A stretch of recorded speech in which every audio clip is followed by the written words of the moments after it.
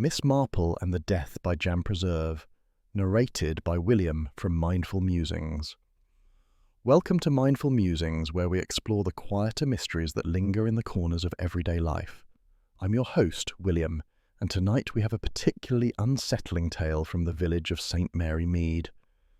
Before we begin, I'd love to know where you're listening from this evening. Drop a comment and let me know what corner of the world you're enjoying this story from. Now, settle in with something warm to drink, and let us begin our mystery. Chapter 1. The Ribbon That Should Not Have Been Blue. The September morning had arrived with that particular crispness that signals the turning of seasons, and the village hall of St. Mary Mead buzzed with excitement. Miss Jane Marple had positioned herself near the window, her knitting needles clicking steadily while her pale blue eyes observed the annual preserve competition with characteristic attention. The tables were laden with jars of every description, their contents gleaming like jewels in the morning sunlight. Mrs. Dolly Bantry, resplendent in a new hat featuring silk flowers, supervised the arrangements with the air of a general preparing for battle. She had been organising this competition for 15 years and took her responsibilities with admirable seriousness. The judges made an interesting trio. Colonel Melrose, retired and somewhat deaf, had been chosen for his complete lack of interest in preserves. Miss Letitia Blacklock brought fairness and an educated palate.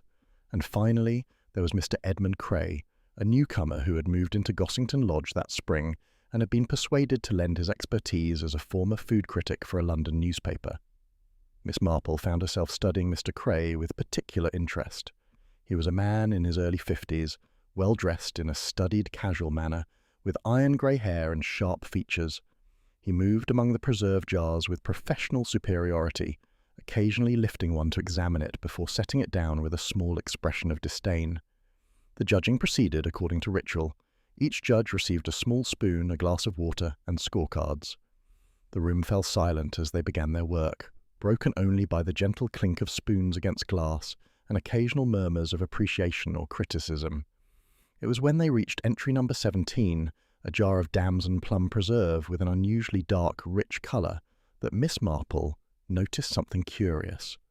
The jar bore a blue ribbon on its lid, a decorative touch that some preservers added, but there was something about that ribbon that troubled her, though she couldn't immediately identify what it was. Mr. Cray paused before jar number 17 with evident interest. He carefully unscrewed the lid, which made a soft pop as the seal released. He inhaled deeply before taking a generous spoonful of the dark preserve. From her position by the window, Miss Marple watched as his expression changed from professional interest to something approaching delight. He took a second spoonful and made an elaborate note on his scorecard. The judging continued for another 20 minutes. Miss Marple had returned her attention to her knitting when Mrs. Bantry's sudden cry brought everyone's focus sharply back to the judges' table. Mr. Cray had gone very pale and was clutching the edge of the table with both hands. His breathing had become laboured, and perspiration stood out on his forehead. Dr. Haydock moved quickly to Mr. Cray's side. Within minutes, the man had collapsed entirely, his face contorted in obvious distress. Chapter 2. The Seal That Told Two Stories. The ambulance departed with Mr. Edmund Cray, its bell clanging urgently through the village lanes. Dr. Haydock had accompanied the patient, his face set in grim lines that suggested he expected the worst. The village hall had been transformed from cheerful competition into something altogether more sinister. Inspector Slack arrived with commendable speed, his substantial form filling the doorway as he surveyed the scene. He was accompanied by Sergeant Lake, whose notebook was already open and pencil poised to record observations. "Nobody touches anything," Inspector Slack announced firmly. "This is now a potential crime scene, and I'll need statements from everyone present." Miss Marple approached him with gentle deference. "Inspector, if I might suggest, the jar that Mr. Cray was sampling when he took ill should be secured immediately." It was entry number 17, the damson plum preserve. Inspector Slack nodded to Sergeant Lake, who moved carefully toward the judge's table. The sergeant was reaching for jar number 17 when Miss Marple spoke again, her voice apologetic but firm. "Perhaps, Sergeant, you might use a handkerchief when handling it. If there is something wrong with the contents, it would be unfortunate to contaminate yourself." Sergeant Lake withdrew his hand and produced a clean handkerchief. Using it as a barrier, He carefully lifted jar number 17 and placed it in an evidence bag. Miss Marple observed this procedure with interest, noting how the light caught the glass and revealed subtle variations in the preserve's texture. There were small bubbles near the surface, and the colour was perhaps slightly more murky than one might expect from a properly prepared preserve. Inspector Slack was now questioning Mrs. Bantry about the competition's procedures. Who entered this particular preserve? How long have the entries been here? Has anyone had access to them since they arrived? Mrs. Bantry explained that all entries had been delivered to the hall the previous evening between 6 and 8 o'clock. They had been placed on the tables by the entrants themselves, under her supervision, and the hall had been locked overnight. She had opened it again at 8 that morning, just 2 hours before the judging began. She produced a ledger in which each entry had been carefully recorded. Miss Marple noticed that entry number 17 had been submitted by a Mrs. Gladys Martin, a name that was not immediately familiar to her. "Do you know this, Mrs. Martin?" Miss Marple inquired gently. Mrs. Bantry frowned in concentration. "I believe she's a relative newcomer to the area. Moved into one of the cottages on Hatch Lane about 6 months ago. A widow, I understand. She seemed very enthusiastic about entering the competition." While Sergeant Lake departed to locate Mrs. Martin, Miss Marple returned her attention to the judge's table. She was studying the arrangement of jars when something caught her eye. The blue ribbon on jar number 17 now revealed its secret under closer examination. "Inspector," she said quietly, "I wonder if you might look at something rather curious." Inspector Slack approached with obvious reluctance. Miss Marple pointed delicately toward the ribbon without touching the jar. "You see how the ribbon is attached? It appears to be tied in a bow, quite decoratively. But notice the edges of the ribbon where it passes under the lid's rim. They appear to be frayed and slightly discoloured, as though the ribbon is considerably older than the preserve itself." Inspector Slack leaned closer, his scepticism giving way to interest. "Are you suggesting this jar has been redecorated?" "I'm suggesting that the ribbon may have been removed from another jar and attached to this one," Miss Marple replied carefully. The inspector lifted the evidence bag and examined it more closely. The lid itself caught his attention. "Look here," he said with triumph. "The metal of the lid shows signs of previous opening. See how the edge is slightly bent? This jar's been opened and resealed." "Indeed," Miss Marple nodded thoughtfully, "which raises the question of when it was opened, by whom, and for what purpose." The inspector produced a magnifying glass and examined the lid's seal with greater attention. After several moments, he looked up with a grim expression. "This seal isn't the original. Someone's replaced it, and not particularly skillfully. You can see where the wax has been reapplied. It's a different colour than the factory seal would be." Chapter 3. The Woman Who Was Never There. Sergeant Lake returned from Hatch Lane slightly out of breath, his expression troubled. He drew Inspector Slack aside for a hurried consultation. Miss Marple, observing from her position near the preserve table, saw the inspector's face darken with concern. "The cottage on Hatch Lane has been empty for 2 months," the sergeant reported. "According to the neighbours, the woman who lived there moved away suddenly. Something about family trouble in Cornwall. No one by the name of Gladys Martin has been living there recently." Inspector Slack's expression became thunderous. "So the entry was submitted under a false name. This is looking more and more like deliberate poisoning." Miss Marple absorbed this information thoughtfully. The act required both premeditation and local knowledge. The perpetrator would have needed to know about the competition, understand its procedures, and be familiar enough with the village to select an address that would not immediately arouse suspicion. Mrs. Bantry consulted her ledger with shaking fingers. Jar number 17 was brought in at approximately 7:15. I remember because I had just finished recording entries from Miss Weatherby and Mrs. Fletcher, and there was a brief lull before the next arrivals. "Did you see who delivered it?" Inspector Slack asked sharply. Mrs. Bantry's face crumpled with distress. "That's just it, Inspector. I didn't actually see the person." I'd stepped away from the entry table for just a moment to help Colonel Melrose, who had arrived early and was asking questions about the judging procedures. When I returned, jar number 17 was sitting on the table with its entry form properly filled out. "So anyone could have placed it there during that brief absence," Inspector Slack observed grimly.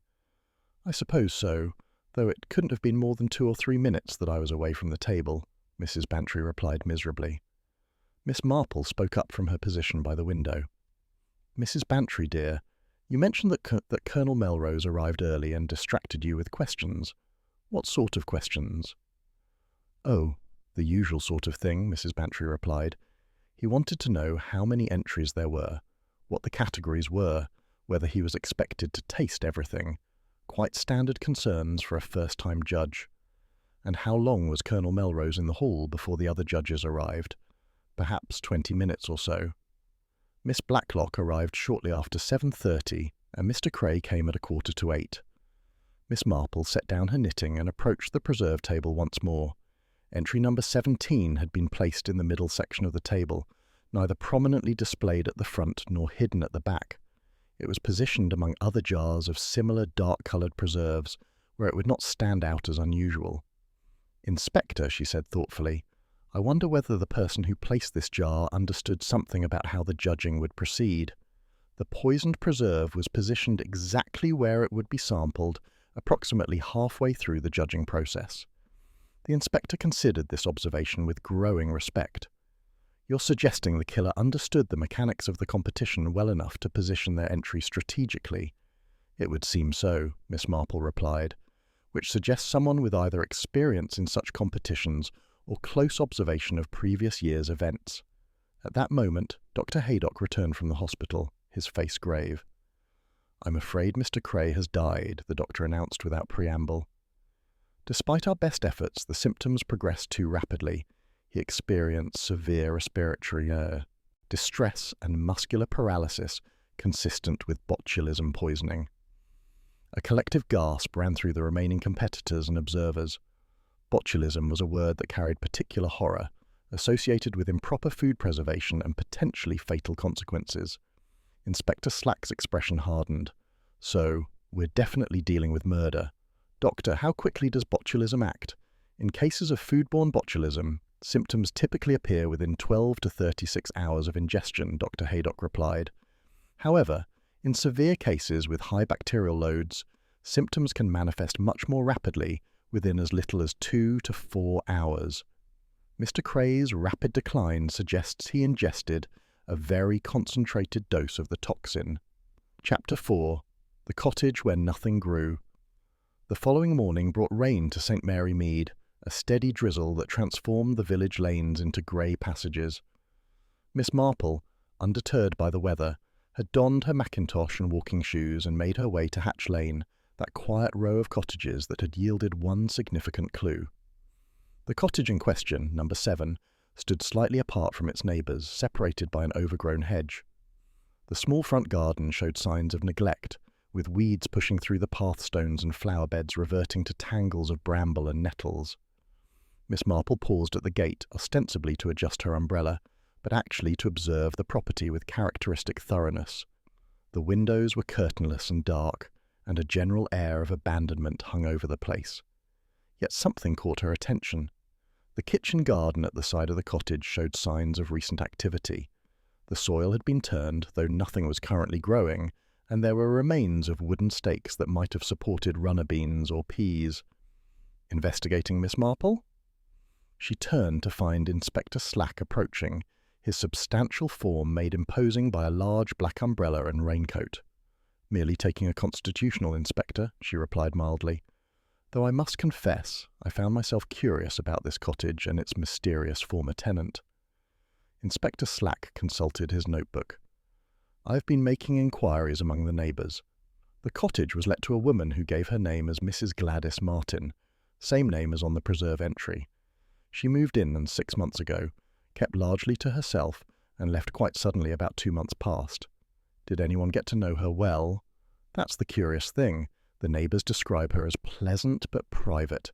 She would exchange greetings when encountered, but never invited anyone in, and never accepted invitations to tea. Several people mentioned that she seemed nervous, always looking about as if she expected to be observed. And her appearance? Inspector Slack flipped a page.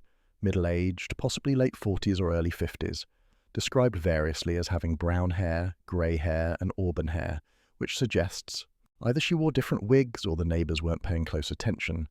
Average height, average build, no distinguishing features that anyone could recall with certainty. Miss Marple found this lack of distinctive characteristics itself distinctive. It suggested someone who deliberately made themselves forgettable. I don't suppose anyone knows where she went when she left. Cornwall, according to the letting agent, claimed there was a family emergency. She paid her rent in full for the remaining months of her lease and departed overnight. The agent tried to contact her about returning her security deposit, but the address she'd given proved to be non-existent. So, we have someone who used a false identity, maintained that identity for 6 months, and then disappeared, leaving no trace, Miss Marple summarised.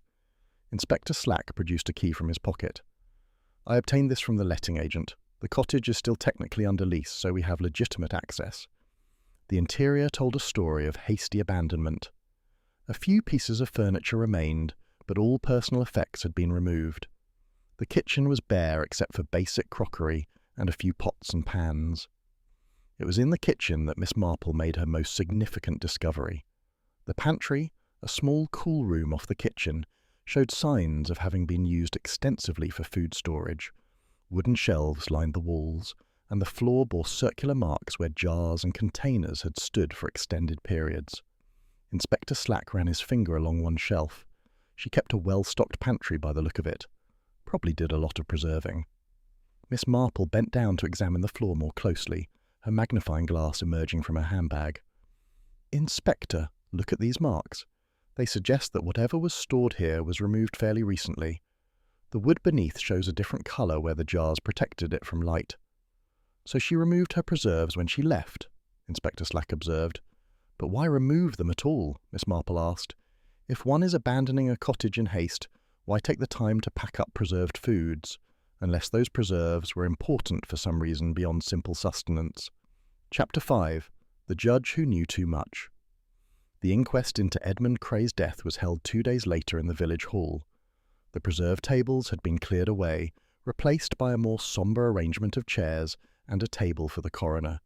Rain continued to fall steadily outside, lending melancholy atmosphere to proceedings that required no additional gloom.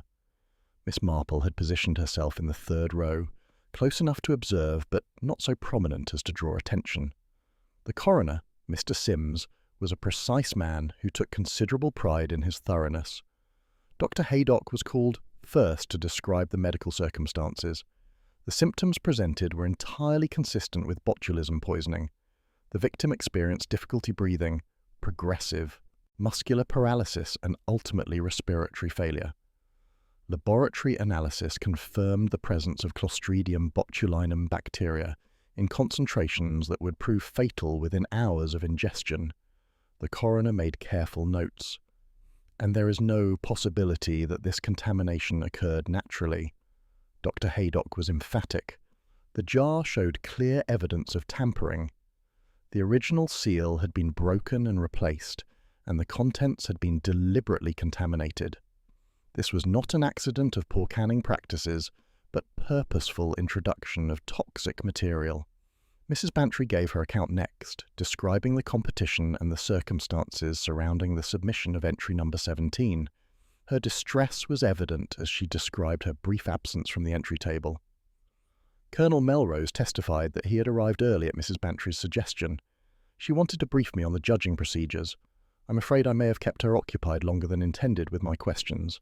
He couldn't recall observing anyone approaching the entry table during their conversation, as his back had been to it. It was the testimony of Miss Letitia Blacklock that provided the most intriguing new information. I arrived at approximately 7:30. Mrs. Bantry was speaking with Colonel Melrose, and there were several people moving about the hall. I noticed Mr. Cray examining the preserve entries with considerable interest, even though judging had not yet officially begun. The coroner leaned forward. Mr. Cray was examining the entries before the judging commenced. Yes, he appeared to be reading the labels and studying the jars quite intently. I assumed he was simply being conscientious, preparing himself for the task ahead. But now, in retrospect, I wonder if he might have been looking for something specific. Miss Marple's needles paused. This was new information, and it cast Mr. Cray's death in a potentially different light. "Did you observe Mr. Cray's reaction to any specific jar?" the coroner inquired. "I cannot be certain, but I had the impression he became quite still when he reached the middle section of the table, where the darker preserves were displayed. He spent considerably more time examining that area. It was during the afternoon session that the most startling revelation emerged. Inspector Slack presented additional evidence regarding the victim himself. Mr. Edmund Cray's background has proven to be of considerable interest. While he presented himself as a retired food critic, our inquiries have revealed a more complex history. During the war, he served in the Ministry of Food, specifically in the department responsible for investigating cases of food poisoning and contamination in preserved goods. He was in fact considered an expert on botulism. A murmur ran through the assembled audience. Miss Marple's needles had stopped entirely. The coroner looked up sharply. "Are you suggesting that Mr. Cray's expertise in food contamination is connected to his death?" "I'm suggesting it seems more than coincidental that a man with specific knowledge of botulism poisoning should die from precisely that cause," Inspector Slack replied. "It raises the possibility that he was targeted not randomly, but because of who he was and what he knew." The inspector withdrew documents from his case. "We have also discovered correspondence in Mr. Cray's effects. Letters dating back several months that suggest he came to St. Mary Mead for a specific purpose, not simply as a rural retirement." "What sort of purpose?" Inspector Slack read from one letter. "This is from a former colleague at the Ministry of Food. It reads, 'Your suspicions regarding the wartime contamination incident are well founded. The files you requested are enclosed, though I must warn you that pursuing this matter after so many years may prove difficult and potentially dangerous.'" Chapter 6. The Archive That Remembered Everything. The village of St. Mary Mead maintained its historical records in the small stone building behind the church. Miss Marple had visited this archive on numerous occasions and knew that Mrs. Henderson, the volunteer archivist, would be both knowledgeable and discreet. The morning after the inquest found Miss Marple making her way along the rain-slicked path to the archive building. Mrs. Henderson greeted her warmly, ushering her into the small reading room where an electric fire had been lit. "Miss Marple, how lovely to see you. I hope you weren't too distressed by yesterday's proceedings." "Indeed, it was troubling," Miss Marple agreed. "It made me curious about the wartime period in our village's history, particularly the food distribution efforts." Mrs. Henderson brightened considerably.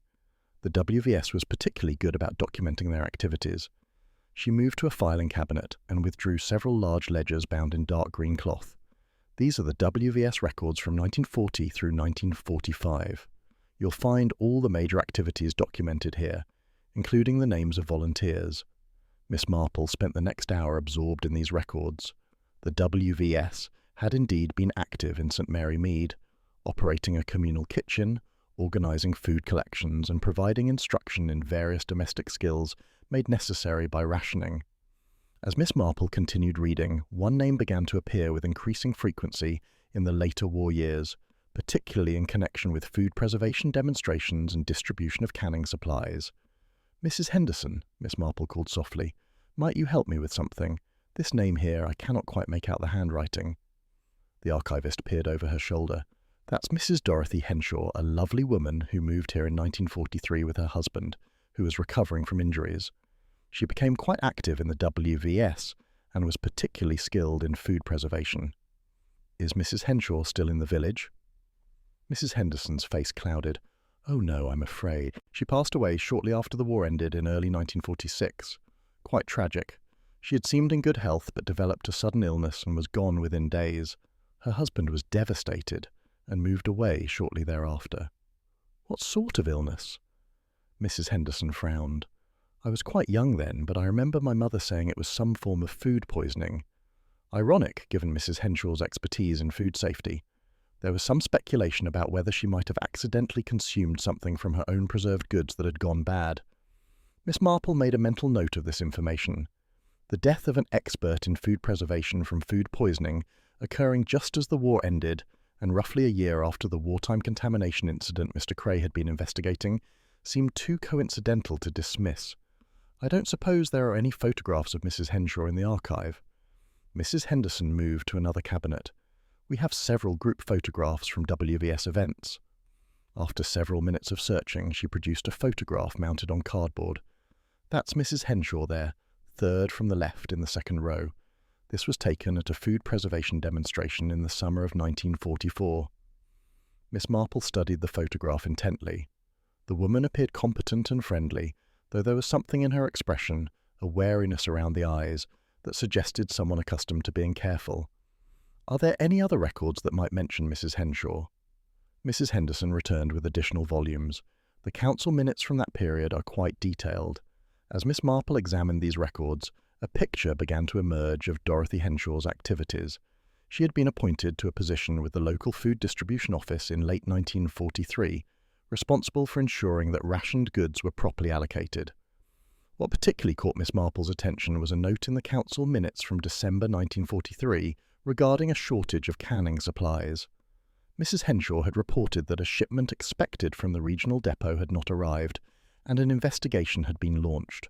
The matter was mentioned again in January 1944, when the missing supplies were located and distributed, though there was a cryptic note about some items being unsuitable for use. Miss Marple thanked Mrs. Henderson and gathered her things. As she made her way back through the rain, she found herself constructing a hypothesis that was both disturbing and increasingly plausible. Dorothy Henshaw had been involved in food distribution during the war. The contamination incident that Mr. Cray had been investigating dated from that same period. Mrs. Henshaw had died shortly after the war ended, under circumstances that suggested deliberate poisoning. And now, more than a decade later, someone had gone to extraordinary lengths to prevent Mr. Cray from uncovering the truth.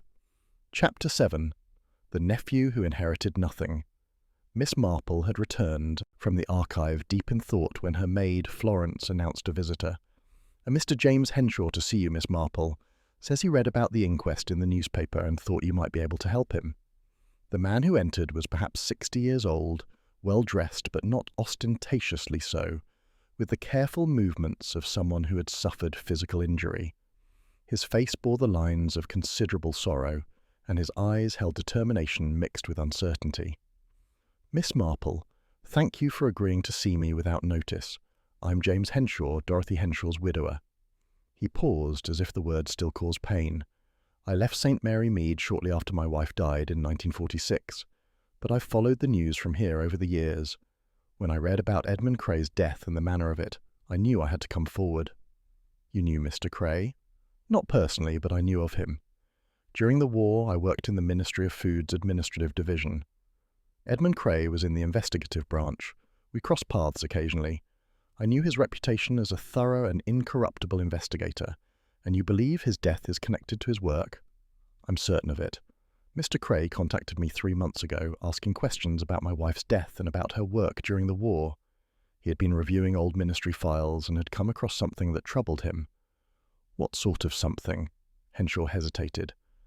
"My wife died of botulism poisoning, Miss Marple. At the time, it was assumed to be an accident, but there were aspects of her death that never sat right with me. The timing, for one thing. Dorothy died in March 1946, just a few weeks after the final reports were filed on the wartime contamination incident. She had been interviewed during that investigation, as she had worked in food distribution and had access to the supplies that were later found to be contaminated." "Are you suggesting that your wife's death was not accidental? I've suspected it for years, but I had no proof." You see, Dorothy had discovered something during the investigation, something about how the contamination had occurred and who might have been responsible.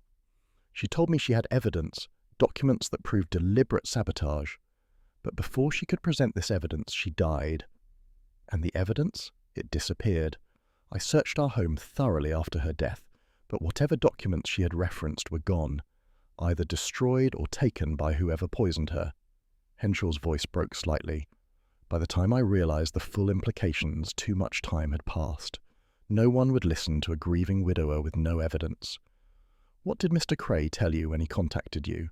"He said he had found discrepancies in the official reports from the wartime investigation. Equipment and supplies that were supposed to have been destroyed were never properly accounted for.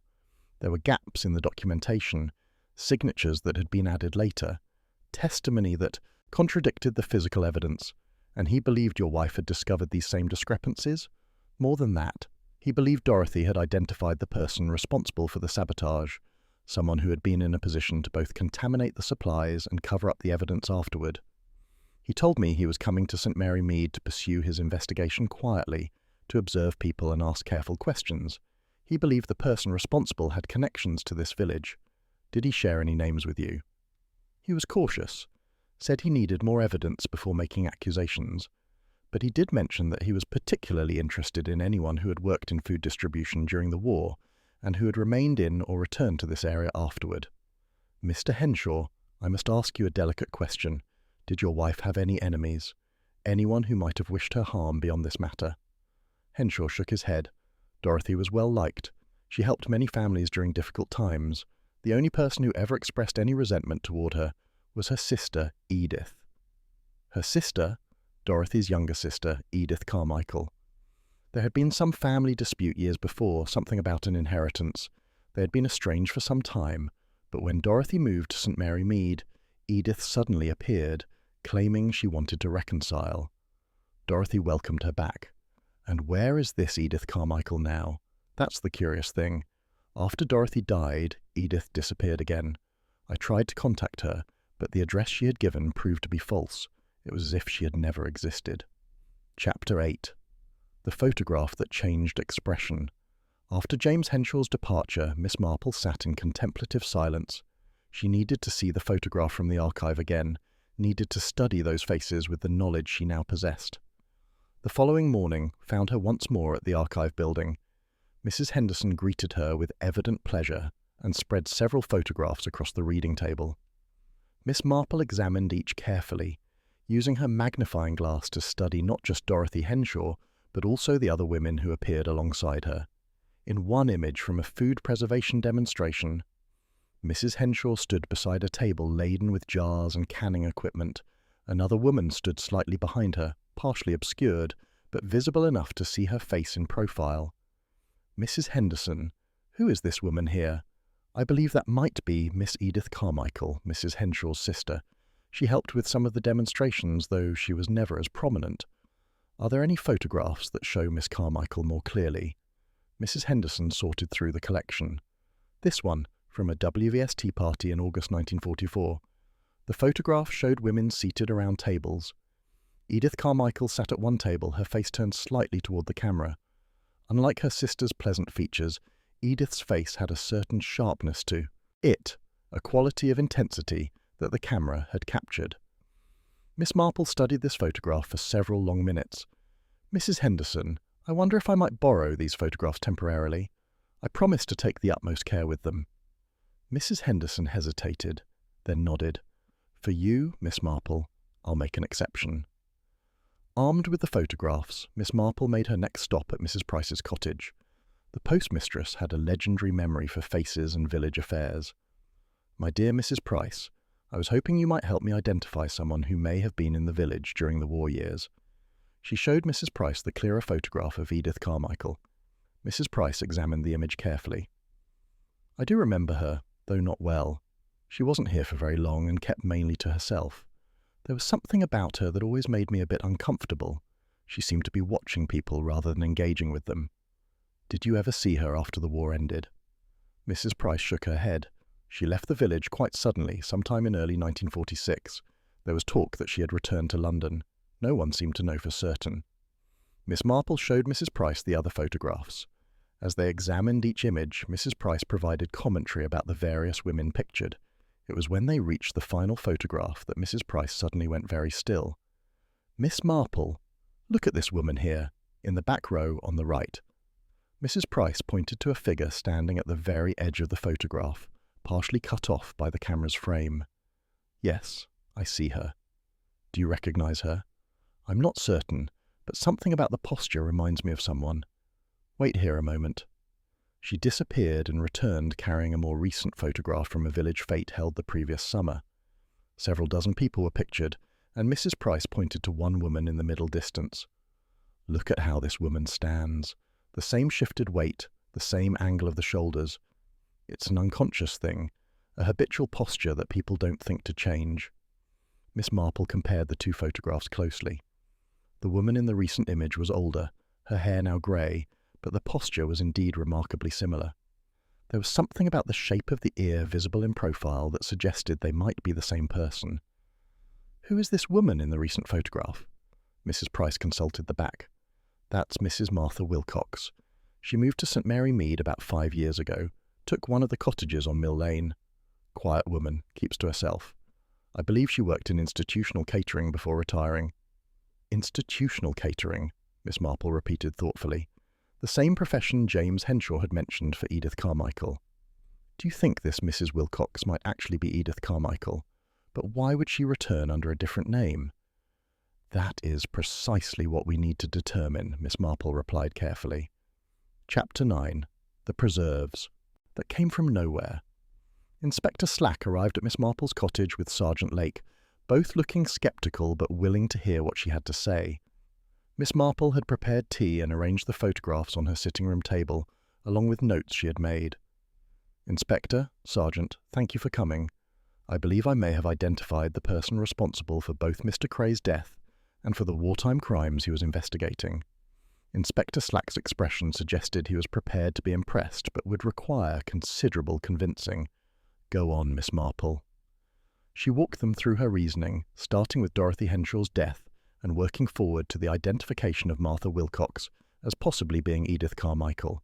The inspector listened with increasing attention, occasionally making notes or asking clarifying questions. So, you're suggesting that this Edith Carmichael killed her own sister to prevent her from exposing the wartime sabotage, then disappeared for years before returning under a new identity? That's quite a claim. I understand your reservations, but consider the evidence, Miss Marple indicated the photographs. The physical similarities, the professional background in institutional catering, the timing of Martha Wilcox's arrival coinciding with Mr. Cray's investigation. And there's something else. She produced property records. Martha Wilcox owns the cottage on Hatch Lane where Mrs. Gladys Martin supposedly lived. She purchased it 3 years ago and let it out to tenants. Mrs. Martin's tenancy agreement was signed by Mrs. Wilcox as the landlord.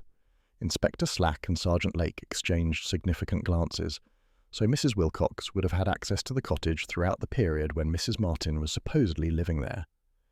Precisely, Miss Marple confirmed, and she would have been able to create all the evidence of Mrs. Martin's presence, establishing a false identity that she could use when the time came to commit murder.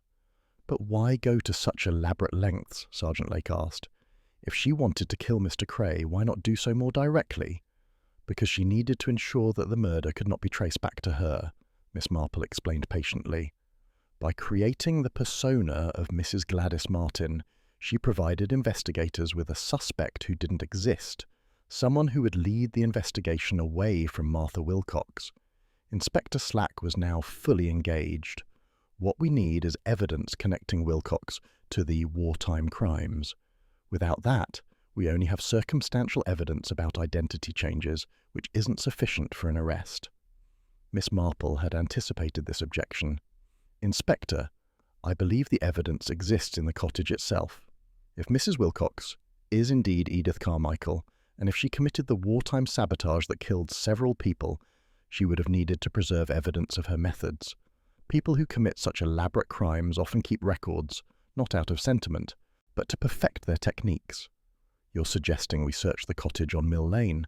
I'm suggesting that someone with expertise in food contamination, someone who had perfected the method during the war and used it again recently, might well have preserved the materials and documentation from their earlier crimes. Old preserve jars, perhaps, or records of bacterial cultures, or documentation about optimal conditions for botulism growth. Inspector Slack stood decisively. Sergeant Lake arranged for a warrant. We'll search Mrs. Wilcox's residence this afternoon. The search of Martha Wilcox's cottage on Mill Lane took place that same afternoon. Miss Marple, though not officially part of the investigative team, found herself invited to observe by Inspector Slack, who had developed a grudging respect for her insights. The cottage was neat and impersonal, furnished in a style that suggested someone who lived there but had no particular attachment to the place. The sitting room contained a few books, mostly on cookery and food preservation. The kitchen was well equipped but showed little sign of regular use. It was in the cellar that they made their most significant discovery. The small, cool space beneath the cottage had been converted into a storage area for preserved foods. Wooden shelves lined the walls, and dozens of jars stood in careful rows, each labelled with dates and contents. Inspector Slack lifted one jar carefully, noting the label. Damson Plum Preserve, August 1943. He looked at another. Blackberry jam, September 1942. These are all from the war years. Miss Marple examined the jars with her magnifying glass. Notice the seals, Inspector. They're all of the wartime type, the metal lids with rubber gaskets that were standard issue during rationing. And look at the dates. They correspond exactly to the period when the contamination incident occurred. Sergeant Lake had been examining the shelves more carefully. Sir, there's something behind these jars. He carefully removed several containers, revealing a metal box pushed far back into the shadows. The box, when opened, contained documents that made Inspector Slack's face darken with anger. There were Ministry of Food requisition forms, some with forged signatures. There were notes in a neat hand describing optimal conditions for bacterial growth. There were letters from Dorothy Henshaw to her sister, expressing concerns about missing supplies and unexplained illnesses among people who had consumed certain preserved goods. Most damningly, there was a journal, its entries spanning from 1943 to the present day. The early entries detailed Edith Carmichael's growing resentment of her sister, who had inherited the family home while Edith received nothing. They described her work in institutional catering, where she had learned about food safety and, more importantly, about how to deliberately compromise it. The entries from late 1943 were chillingly matter-of-fact. Edith had systematically contaminated supplies intended for military use, creating conditions perfect for botulism growth. She had done so with full knowledge of the consequences, motivated by a twisted desire for revenge against a society she felt had treated her unfairly. When Dorothy began investigating the contamination, suspecting that the incident was not accidental, Edith had poisoned her own sister using the same methods she had perfected during her sabotage. The journal entries described this act without remorse, noting only that Dorothy had become dangerous and needed to be eliminated. The later entries detailed Edith's life under various assumed names, moving from place to place, always in food service, always careful to avoid detection. Then, 5 years ago, she had returned to St. Mary Mead as Martha Wilcox, drawn back to the scene of her crimes by some compulsion she couldn't fully explain. The final entries dealt with Edmund Cray's arrival and his investigation. Edith had recognized him from her wartime work and had realized immediately why he had come to the village.